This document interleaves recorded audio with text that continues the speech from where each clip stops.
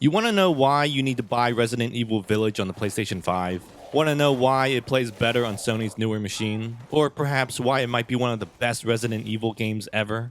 Keep watching.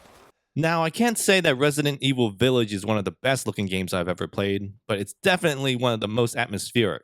HDR implementation and subtle uses of ray tracing help exemplify the beautiful artwork on display. There's a lot of focus around lighting, texture, and the overall feel of the environments. Some of it looks like it came right out of an IKEA catalog or a Good Housekeeping magazine. Take Ethan's house for example. This is the ideal American home. If I ever won the lottery, I would buy a house that looked just like this. Not only that, but the game runs at a locked 60 FPS, depending on what mode you're using. I'll get more into that a little later. There isn't one particular aspect of the game that stands out graphically, but as a whole, when it comes together, it does create a pretty unforgettable experience. The levels are designed in a way that gives you a feeling of being part of something bigger. I guess the best example I can give is when you're looking ahead and can pretty much see where you eventually have to go. You're walking the trail, snow is falling, and off in the distance you can kind of make out your next destination. It invokes this strange feeling of being lost and isolated that few games in the franchise ever did. Of course, past RE games always made you feel lost at one point or another, but Village does it in a way that makes it feel more organic in a sense. And because there's virtually no loading screens, every area of the game feels more connected, further adding to the sense of being part of something bigger, as I mentioned earlier. Enemy details gruesome as ever. This is a Resident Evil game after all. Characters move and sway with lifelike detail, it's almost scary. Yet for how realistic it tries to be, there's sort of a Disney quality to it. It's dark and creepy, but I can't help but feel the developers were trying to infuse a sense of comic relief somewhere in there. Either that or I just have a sick sense of humor.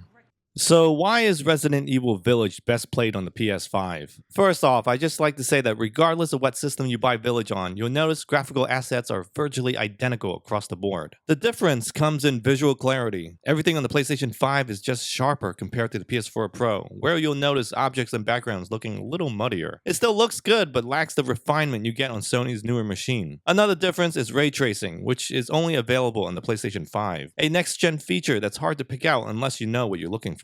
If you've never heard of it or don't really care, then this video probably isn't going to sway your opinion. It's a subtle touch, but one I believe makes quite a difference. Light and the way it reacts with surrounding objects have more of a realistic look, you could say. Interior spacing just has a more natural look. It's not needed to enjoy the game, but it does give the visuals that little extra bump in quality. Think of it as the cherry on top of a sundae. You don't really need it, but it is nice to have towards the end.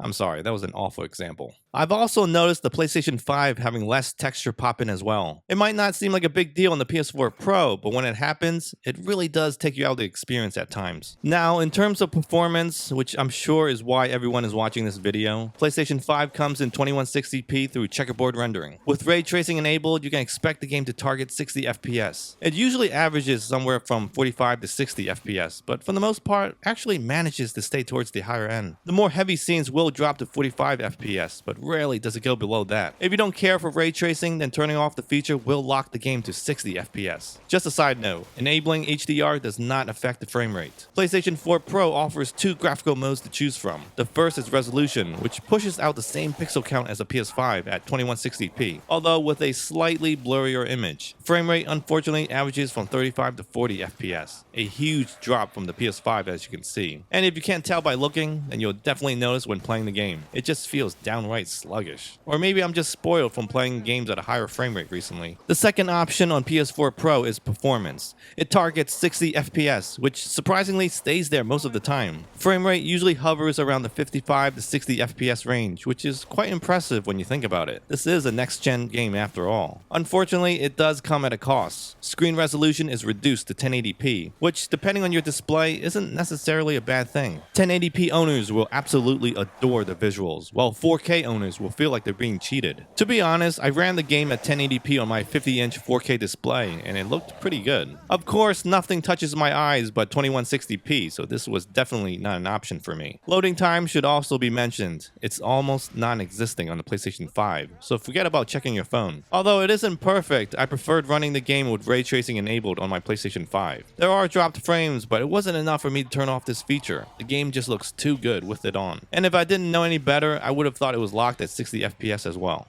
So how do I feel about the actual game itself? If I had to describe it, RE Village feels like a combination of Resident Evil 4 and 7. The survival horror element is still present, but with a greater emphasis on creating a cinematic experience. I'd have to say this is probably the most cinematic of all the Resident Evil games I've played. The first-person camera really does put you front and center of all the action, more so than in the previous game, I think. So much, in fact, that it almost feels like an entirely different game. If I'm being honest, it actually feels more like BioShock than Resident Evil. Every character you interact with centers around this first-person perspective, which is what I think really adds to the whole cinematic experience. I can only imagine what this game would be like when played in VR. Gunplay doesn't feel quite as strategic as it once did in my opinion. Of course, hitting an enemy in the leg or head does produce the desired result, but I never felt the shooting to be as prominent as it once was in past games. This, however, might change on the harder difficulty, but for casual gamers, pinpoint accuracy isn't really needed. Hey, check this out. Doesn't this remind you guys of Terminator 2 when the T-1000 was frozen from the liquid nitrogen? That's like the first thing I thought of when I saw this.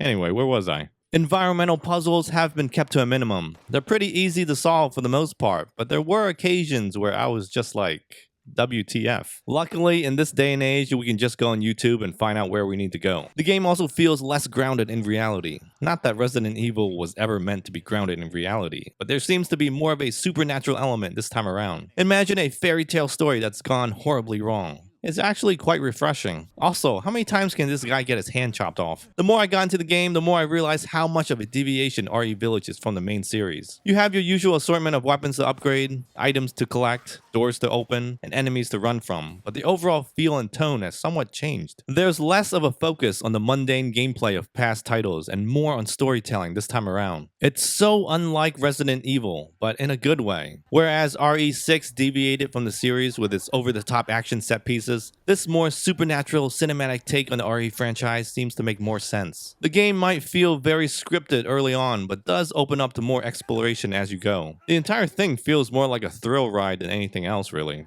I like it. My one biggest complaint has to be the interactivity within the environment. There are breakable objects, but they're limited to the game world. Things that can be broken usually reveal an item to collect, which makes sense, but the lack of movement in surrounding objects unfortunately makes the entire game feel somewhat static. I mean, the trees sway and some of the windows break, but I felt so much could have been added had the environments been more destructible. A very minor complaint, but one I think is mostly a result of developers trying to get this game to run on previous gen. I bet Resident Evil Village would have looked even better had it been made exclusively for next gen. Just my opinion. It's a great game whether you're a fan of the series or not, and it doesn't necessarily require much knowledge from the previous title either. I mean, it's nice to have, but do these games make any sense to begin with? So suspend your disbelief and temper your expectations. Resident Evil Village is one hell of a good time. Recommended. Now, if you want to see more PlayStation 5 related content, then click the links on the screen or the ones that are pinned down below. Thank you so much for watching. I'll see you next time.